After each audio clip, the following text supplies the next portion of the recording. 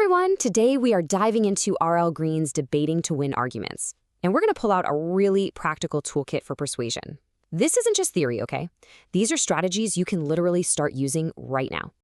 Seriously, is there anything more frustrating? You know you're right, you have all the facts lined up, but you still lose the argument. Ugh. If that sounds familiar, then you are in the right place. We're going to make sure that feeling is a thing of the past. Okay, first things first. Let's get one thing straight. When you hear the word debate, you probably picture politicians on a stage, right? Or maybe some super formal competition.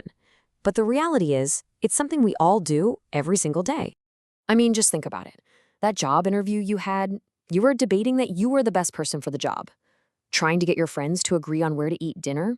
Yep, that's a debate too. Green's point is simple. Anytime you're sharing facts or opinions to convince someone, you're debating. So the book has this great way of looking at it. It frames debating as a game. And like any game, it's got rules, it's got players, and there are strategies you can actually master.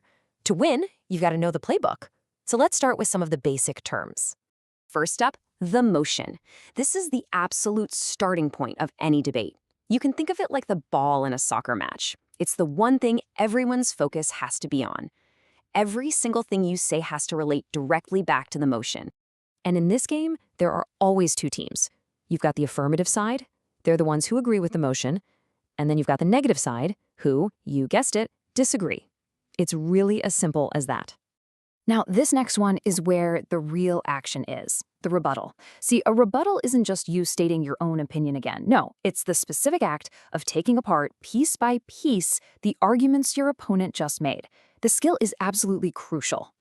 All right, so we've got the basic rules down. Now let's talk defense. Because the best debaters, they are absolute experts at spotting the cracks in their opponent's logic. And one of the biggest cracks you'll find comes down to this: facts versus opinions. The key difference? Provability. A fact, like, the sky is blue, can be proven true or false. But an opinion, like blue is the best color, is just a personal feeling.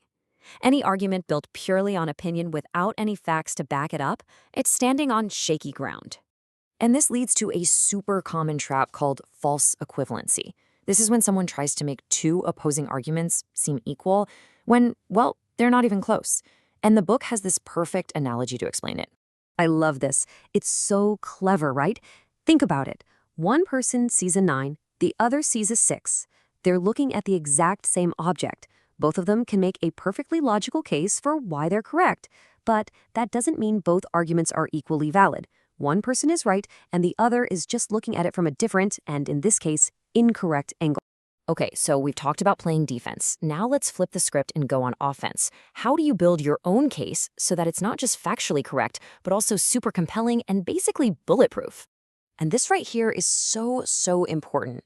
You can have all the facts and data in the world, but if the person you're talking to doesn't get it or doesn't connect with it, you've lost. The goal isn't just to be right, it's to make your point resonate.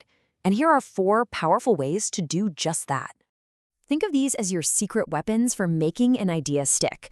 You've got examples, right? They make an abstract idea feel real. Then there are metaphors, which add that really important layer of meaning. Analogies are amazing for clarifying a point by comparing it to something familiar. And finally, anecdotes. Never underestimate the power of a short, interesting story. Honestly, it can be way more persuasive than a boring old statistic. All right, let's get to the final piece of the puzzle. This is where we combine our defense and our offense into a complete toolkit. A toolkit for dissecting any argument that comes your way. And I absolutely love this mindset from the book. You have to think of yourself as a sales rep, but you're not just selling your own product. No, a great debater studies the competitor's product, your opponent's argument, so you know it inside and out. Why? So you can find every single one of its flaws. So here are some actual phrases you can use to do that. And notice the strategy here. You're not just screaming, "You're wrong." You're doing something much smarter. You're pointing out the negative consequences of their idea, you're highlighting where they maybe didn't do their homework, or you're showing how your solution is just better. It's tactical. It's surgical.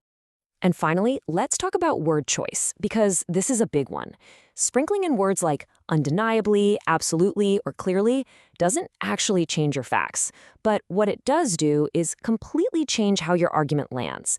It projects this incredible, unshakable confidence. And trust me, confidence is very persuasive. So let's put it all together. When you combine knowing the rules of the game, having that radar for weak logic, and all these tools for building and dissecting arguments, what do you get? You get a genuine communications superpower.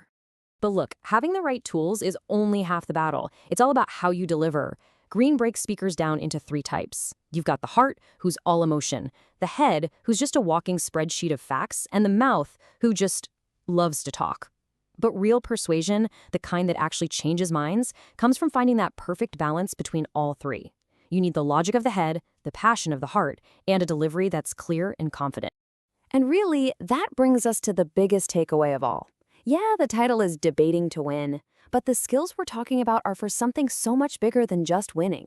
They're about making sure your ideas aren't just shouted into the void. They're about being heard, being understood, and being respected.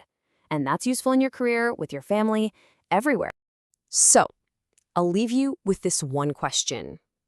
You have the toolkit now. So, how are you going to make your voice heard?